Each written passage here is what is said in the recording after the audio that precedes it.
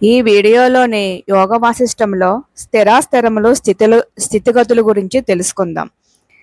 ఈ కనబడే స్థావర జంగమాత్మకమగు జగత్తంతా కూడా స్వప్న సంగమము వలె అస్థిరమైనదే కదా. ఈ రోజు ఆకాశమునంటే మహా అరణ్యం రేపటికి నేలమట్టమైపోతుంది. నేడు సముద్రము వలె కనబడుచున్న పెద్ద అకాంతం ఒకనాటికి పెద్ద పర్వతము అగుచున్నది. ఏ శరీరమైతే ఇప్పుడు పట్టు వస్త్రములచే గంధ లేపనములచే సుకుమార పూలమాలలచే అలంకరింపబడి అనేకల దృష్టిని ఆకర్షించుచు సంచరిస్తుందో అదే శరీరము కొలది రోజులకు వస్త్రవిహీనమై ఊరికి దూరంగా గల ఒక గుంటలో పారవేయబడి అక్కడ శల్యమగుచున్నది. మహానగరాలు దట్టమైన అరణ్యాలుగా మారిపోతున్నాయి. గొప్ప తేజస్సుతో కూడుకుని అనేక మంది జనులను శాసించే ఒక మండలాధిపతి కొలది కాలంలో గుప్పెడు బూడిద అగుచున్నాడు. అందంగా రకరకాల రంగుల మెరుపులతో అనేక దీపకాంతులతో విలసిల్లే గొప్ప భవనము మరికొంత కాలానికి మొండి గోడలతో పిచ్చి చెట్లతో శిథిలమై భయమును గొలుపుచు గబ్బిలముల చేత సాలెగోళ్ల చేత ఆక్రమించబడుతోంది. పూతోటల చేత సుందర పుష్పలతల చేత అలంకరించబడి జనులను ఆహ్లాదపరుస్తున్న భూ ప్రదేశము మరుభూమి ఎడారి అగుచున్నది. నీరు ఉన్న చోట భూమి వలయుచున్నది, భూమి నీరు అగుచున్నది. ఈ కాష్టతృణమయ జగత్తులో పరివర్తనం అనేది అంటూ ఏది ఉన్నది స్వామి? ఈ బాల్యం, ఈ యవ్వనం, ఈ శరీరం, ఈ ద్రవ్యములు ఇవన్నీ అనిత్యములే అయ్యి ఎప్పటికప్పుడు నిరంతరం జలతరంగాల వలె మరొక స్థితిని పొందుచూనే ఉన్నాయి. ఈ జీవితమే గాలిలో దీపం వంటిది. ఇక దేని గురించి ఏమని చెప్పుకోవాలి? ముల్లోకములయందు కనబడే ఈ వస్తువుల శోభ అంతా మెరుపు వంటిదే కాని మరేమీ కాదు. బీజము వృక్షముల వలె ఈ భూతజాలమంతా మాటిమాటికి మార్పు చెందుతూనే ఉన్నాయి. ఓ మహర్షి, అనేక ఆడంబరములతో కూడిన ఈ సంసార రచన అంతా మహా నేర్పుగల ఒకనొక నర్తకి యొక్క తలుకు బిలుకుల వలె కనిపిస్తుంది. ఇక ఈ జీవుల ధూళిరేణువుల వలె మనస్సు అనే వాయువుచే లేవనెత్తబడి ఈ నర్తకి వస్త్రరూపులు అగుచున్నారు. వీరంతా స్వర్గ నరక భూ పాతాల లోకములకు రావటం పోవటమే ఆమె అభినయం. ఎక్కడికక్కడ క్షణభంగురమైన అనేక కార్యక్రమములు, ఎన్నెన్ని వ్యవహారములు, ఇవన్నీ ఆ నర్తకి యొక్క చంచల నేత్రముల వీక్షణములే అవుతున్నాయి. ఈ ఎదురుగా కనబడేదంతా గంధర్వ నగరం లాగా మహాభ్రమను కలుగజేస్తుంది. ఆహా, ఇదేమి నృత్యం, ఇదేమి సంచలనం, ఇదేమి చంచలత్వం! ఈ రోజులు, ఈ సంపదలు, ఈ క్రియలు, ఈ మహాపురుషులు, ఈ అధికారములు ఇవన్నీ ఏమైపోతున్నాయి? క్షణంలో దృష్టిపదం నుండి దాటిపోతున్నాయే. ఇక మనం మాత్రం ఇట్లే ఉంటామా? లేదు. క్షణకాలం కనబడి మరలా ఎటో పోయే వారమే కదా. ప్రతిరోజు తెల్లవారుతోంది, క్షయించిపోతుంది, మరలా ఇంతలోనే ఎచ్చటి నుండో ఉత్పన్నమవుతుంది. ఈ పాడు సంసారానికి అంతు ఎక్కడో చెప్పండి. హే ప్రభు, మనుష్యులు పశువులు అగుచున్నారు, పశువులు మనుష్య జన్మలు ఎత్తుచున్నాయి. దేవతలంతటి వారు తమ దైవభావమునే విడిచివేస్తున్నారు. ఈ జగత్తంతటిలో స్థిరమైనదంటూ ఏది ఎక్కడ ఉన్నది? అటు సూర్య భగవానుని చూడండి. అతడు తన కిరణములతో మాటిమాటికి రాత్రింబవలను కల్పిస్తూ సర్వభూతముల ఉత్పత్తి వినాశములకు సాక్షి అయి దర్శిస్తున్నాడు. ఇంతలో క్రమక్రమంగా తాను కూడా కరిగిపోతూనే ఉన్నాడు. బ్రహ్మ విష్ణు మహేశ్వరులతో సహా ఈ జీవులందరూ నీరు బడబాగ్నిలో ప్రవేశిస్తున్నట్లు వినాశనము వైపునకే పయనించుచున్నారు. స్వర్గ మర్త్య పాతాళములు, వాయువు, ఆకాశము, భూమి, పర్వతములు, నదులు, దిక్కులు ఇవన్నీ కూడా వినాశమునము అనే అగ్నికి ఎండుకట్టలే అగుచున్నాయి. మేము అంతటి వారము, ఇంతటి వారము, ఈ మా జాతి గొప్పది, ఇటువంటి పై పై పటాటోపాలన్నీ ఈ జీవుడు తలుచుకుని మురిసిపోయేది మృత్యువను రాక్షసుడు గుర్తు రానంత వరకే. మృత్యుభీతి గల మనుజునకు ధనధాన్యాదులు గాని, బంధుమిత్ర పరిజనం గాని, విభవములు గాని ప్రీతిని ప్రశాంతతను కలిగించగలవా? లేదు. ఇది ఇట్లుండగా ఒక్క నిమిషంలో ధనవంతుడు దరిద్రుడు అగుచున్నాడు, ఆరోగ్యవంతుడు రోగి అగుచున్నాడు. అశాశ్వతమగు ఈ జగత్తు అనుక్షణం భ్రాంతిని కల్పిస్తూనే ఉన్నది.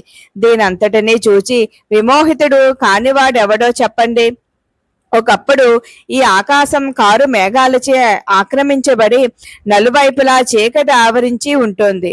అదే ఆకాశం మరొకప్పుడు బంగారు కాంతులతో శోభిల్లుతోంది. ఇంకొకప్పుడు ప్రశాంత వాయు వీచికలచే నిండి ఉంటుంది.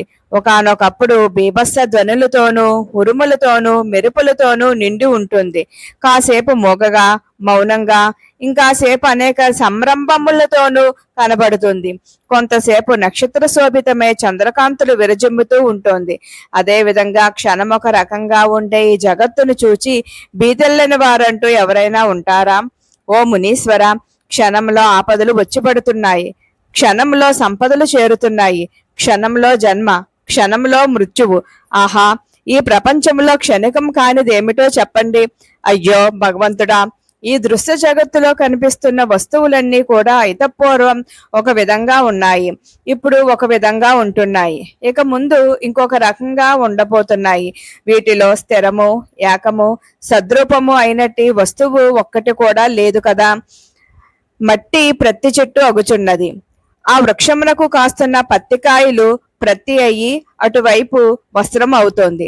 ఆ వస్త్రము గర్వితములైన శరీరములను ఆచ్ఛాదించి కాలక్రమాన మట్టిలో కలిసిపోతుంది. చూచారా, మార్పు పొందని వస్తువంటూ ఎక్కడా ఏదీ లేదు. ఈ దేహాభిమానియగు జీవుని పట్ల జన్మ, స్థితి, వృద్ధి, పరివర్తనము, అపక్షయము, వినాశనము ఇవన్నీ రాత్రింబవలు నిరంతరం ప్రవర్తిస్తూనే ఉన్నాయి కదా. ఇది ఇట్లా ఉండగా ఇంకెన్నో చిత్ర విచిత్రాలు. బలహీనుడు బలవంతుణ్ణి చంపుచున్నాడు, ఒక్కడు నూర్గురిని మట్టు పెట్టుచున్నాడు, నీచులు ప్రభువులు అగుచున్నారు. గొప్ప విచక్షణ జ్ఞానం ప్రజ్ఞ కలవారు చేయునదే లేక నిస్సహాయలగు అగుచున్నారు. జగత్తంతా పరివర్తన నామమయమే. జలంలోంచి తరంగాలు లేస్తున్నాయి. ఆ తరంగాలు మరలా ఎప్పుడో ఎక్కడో విపర్యయం పొందుతున్నాయి.